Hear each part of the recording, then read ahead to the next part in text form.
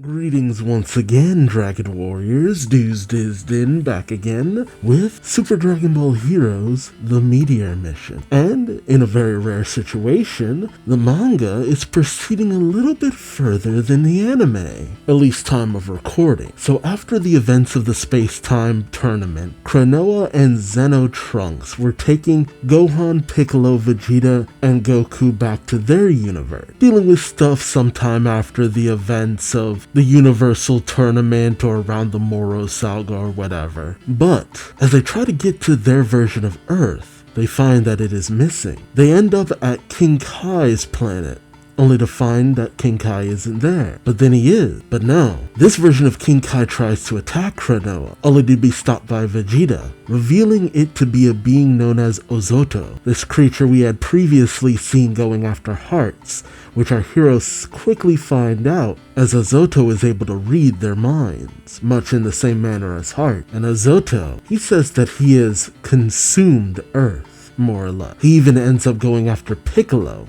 eager to get Piccolo's regeneration ability. An infuriated Gohan tries to go after him, but he too is absorbed. And even with the god power of Trunks, Ozoto is able to manage to, keep things on the up and up, thanks to the regenerative abilities of Piccolo. Even Vegeta has a hard time against this beast. It's then that Goku comes in with a Kamehameha blast, which seemingly vaporizes Ozoto, much to Klonoa's dismay as, well, now they can't really get any answer. But all is not as it seems, as a dark shadow with the visage of Ozoto watches them from the shadow. How will they get back their friends? Join me as I find out, won't you? Alright.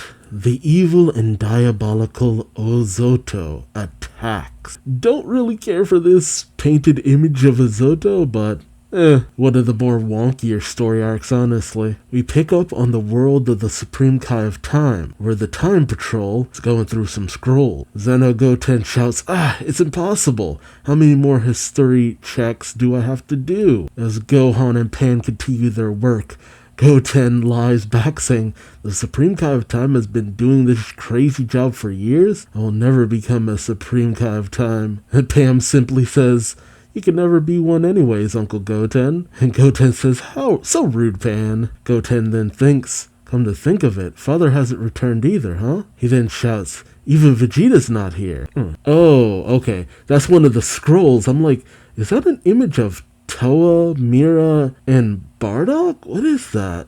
It's one of the time scrolls. The Time Patrol is in big trouble. Meanwhile, have Goku and the others defeated Ozoto? Meanwhile, back on King Kai's planet, Trunks tells everyone, it said it ate them. So did the Earth and everyone in it disappear with it? Klonoa side-eyes Goku saying, someone just had to send it flying without a second thought. Goku then realizes, that's why I said I was sorry.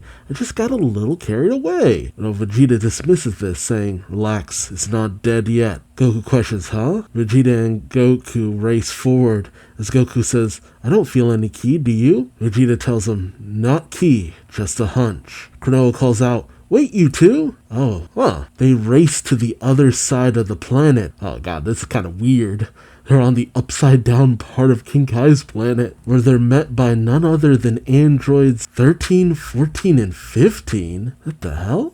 Why are they here? God, okay, this upside down shot is throwing me. As Vegeta and Goku stand off against the androids, Vegeta says, you guys are definitely android. Meanwhile, with Trunks and Klonoa, Trunks asks, should we go after them too? Klonoa pauses, saying, hold on, let me just reassess the situation. Suddenly, something gleams on the top of King Kai's house, and Trunks picks up Klonoa, dodging out of the way of what seemed to be a ki blast, as two figures stand atop King Kai's house. I can only guess who they are. Yep, it's none other than androids 17 and 18, but they look to be the more diabolical version. Naturally, Trunks is pissed, saying androids 17 and 18. Oh, and without a word, 17 and 18 rush Trunks. 17 going in with a kick, and 8 that Trunks blocks, but 18 follows up with a kick of her own that knocks Trunks back. As Trunks gets into a fighting stance in front of Klonoa, Klonoa asks, Trunks, are you okay? Trunks tells her, yes, don't worry. He drops his sword, telling her, I just need to be careful with my remaining strength and energy after the Super Space-Time tournament and the earlier battle. Trunks then powers up to Super Saiyan. Okay, it's weird that they're 17 and 18 aren't talking. 18 holds out her hand and then unleashes a ki blast. Trunks easily manages to deflect it. Okay, Trunks then, without missing a beat, rushes at 18 and just vaporizes her. 17 either doesn't respond or doesn't have time to respond before Trunks then leaps at him and kicks him in the face. And with the one word, be gone, Trunks vaporizes 17. Trunks then powers down, telling Klonoa, Lady Supreme Kai, we should hurry up and head to where Father and Goku are. Klonoa says right, with them not noticing the shadow of Azoto in the dust so he can make clones. Is he trying to throw them off guard so he can absorb them? Must be. Meanwhile, back on the underside of the planet, thankfully this time displayed in a manner that's not going to make me feel like I'm going to vomit, Goku faces off against 13. The two then rush into battle, clashing. 13 goes for a punch, Goku dodges. Goku goes for a kick, 13 dodges. 13 goes for a kick, Goku dodges. They face off evenly in a flurry of blows before Goku steps back and powers up into Super Saiyan. Yep, he's testing the waters. Goku then rushes in and puts his fists promptly right through 13, and then powers up and utterly destroys it. Goku then powers down. Meanwhile, Vegeta is facing off against Android 15. 15 is unleashing a flurry of blows against Vegeta, who simply is on the defensive, being pushed back. Vegeta then finds himself backed up against a tree, and as 15 goes in for a strike, Vegeta grabs both of his hands and gets in 15's face, saying, don't get so carried away, you bastard. It was a very familiar looking scene, honestly. Vegeta then, right up in the face of 15, powers up into Super Saiyan, knocking the android back. Vegeta then goes in with a punch, charges up a ki blast, and utterly vaporizes 15. 14 then tries to go rushing in on Vegeta, but suddenly someone commands 14 to freeze. 14 is frozen in place, and in comes Trunks using Super Slash. The combo attack by Klonoa and Trunks utterly destroys the android. As Trunks sheaths his sword, he thinks to himself, what was that? I felt uneasy about that slash back there. Meanwhile, Klonoa asks Goku and Vegeta, looks like you both are okay. Vegeta tells her, obviously. Klonoa tells them, the fact that the previously defeated androids were here as well means something is very wrong in all their history. Suddenly, the remnants of the androids begin to morph and gloop together, and Azoto speaks from the remnants, saying, people from various histories gathered in the prison planet. I had the privilege of eating them all. Yep, where we originally first saw Azoto during all of this. So essentially this is all Fu's fault. He left Azoto unchecked, and unlike a lot of the other villains on the prison planet, Azoto was actually up to something. The remnants form back into Azoto. The group call out, Azoto, wasn't this guy dead? Azoto tells them, one of the people I ate was a mysterious demon who could revive even after being blown to pieces, so that worked out. Vegeta thinks it's Majin Buu's ability. Yeah, no shit. Azoto continues his monologue, saying, I wonder if the ability to split up was also thanks to that demon, although the drawback is that it weakens their strengths a bit. Thanks to this, I can efficiently feed on the abilities of others by sending my clones to various locations. Trunks then thinks, could that unease just now have been that? Did its clones also disguise as android? Okay, here's something that I was instantly thinking of. It's like, oh, so this means this might not even be the main body of Azoto that they're facing off against. As Azoto tells them, I look forward to it when the separate parts of me become one again. And with a sinister sneer, he says, I wonder how powerful I would become. Ho ho ho ho ho. Klonoa then panics and uses her freeze ability on Azoto, stopping him in place. Klonoa then tells them, Trunks,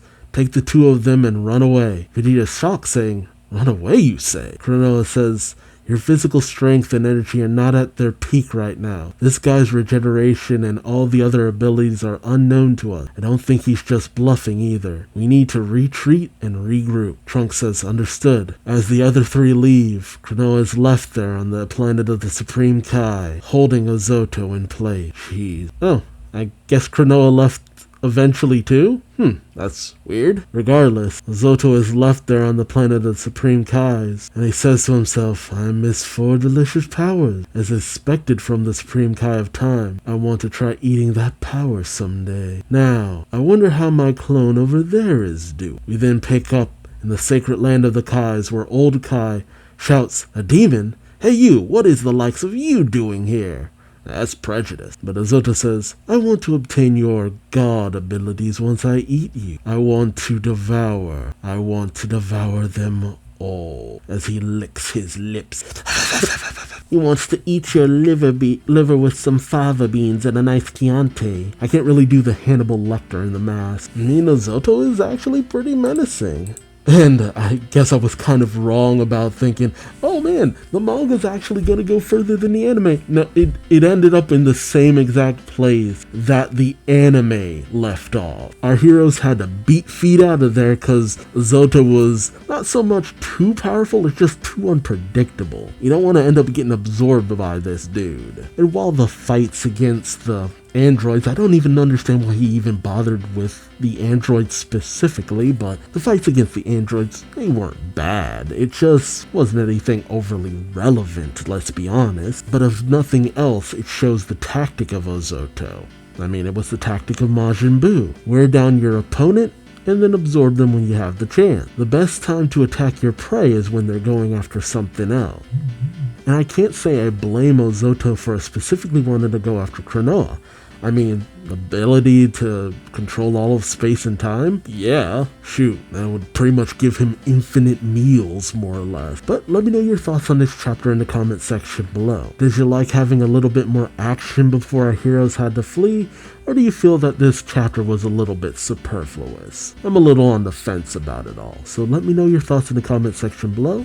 Like, comment, subscribe if you enjoyed the ride. And until next time, I've been Duuz-Diz-Din. Thanks so much for watching, and I hope to see you later. Till then, bye-bye.